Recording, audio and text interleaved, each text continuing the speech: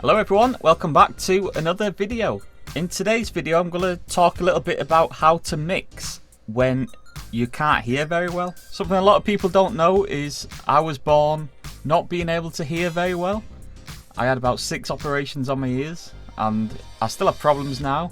I know that this ear is a lot worse than the other one, so I've had to sort of learn how to mix to my ears basically. And there's a few ways to get around this. Like, I know that my ears can't hear the same frequencies as everybody else. I even hear different frequencies between different ears. So this one hears a lot more high end than this one.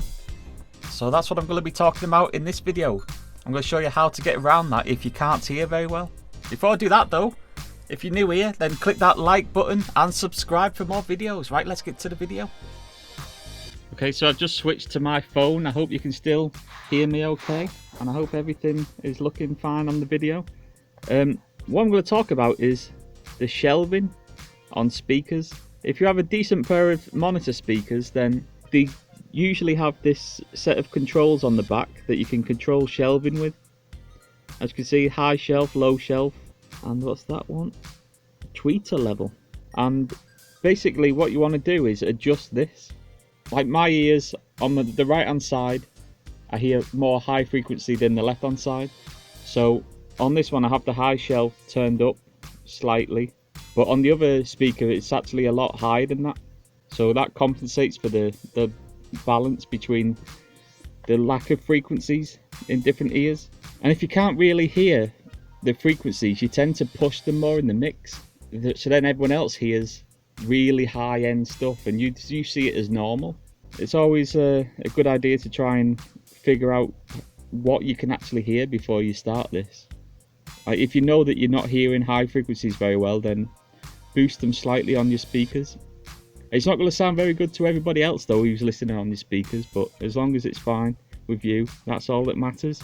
So that's tip number 1, control the shelving on your speakers to compensate for the frequencies that you're missing. Okay, so the next tip is to use an analyzer.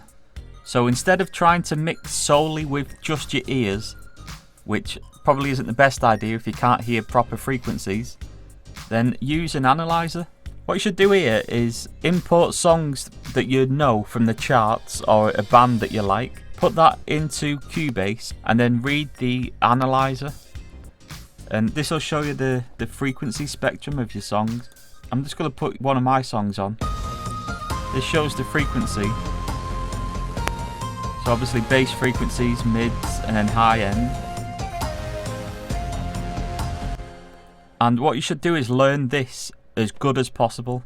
Like, know what you should do, where things should be boosted. And you can also visually see how much high end you have as well. So if I play this again, this is all the high end. So I know if it goes higher than the bass, then there's probably something wrong with it. This bit here is the main melody on that flute that's playing, so that's allowed to be boosted slightly.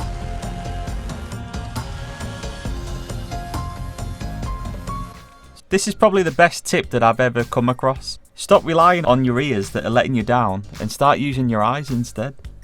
So that's it for tip number 2. Okay, so tip number 3 is just gonna be listen to your songs on as many different devices as possible, because every device has a different frequency output. Speakers like mine, which are studio monitor speakers, they push out a lot more bass frequencies. Phones as well, mobile phones or cell phones if you're American, they push out so much high end as well. And if you're listening to things on like Facebook and Instagram, they have all sorts of compressors on, and they have really bad sound quality, to be honest. They push out so many high frequencies. So yeah, make sure you listen to your songs on phones just to check them high frequencies and see what's coming through, see if the bass drum's coming through enough on phones. Because to be honest, a lot of music nowadays is solely listened to on phones. Like, nobody listens with speakers anymore, which is a shame because you get so much better sound quality through them. So that's tip number 3. Listen on as many different speakers or headphones or phones as possible, and just try and work out what's working, and if it's not working, come back to it and fix it. Okay, so that's pretty much it for this video. If you like this video, click like and subscribe, and I'll see you next time. Thanks for watching. Let me know how you get on in the comments. If this has helped in any way, let me know. See you next time.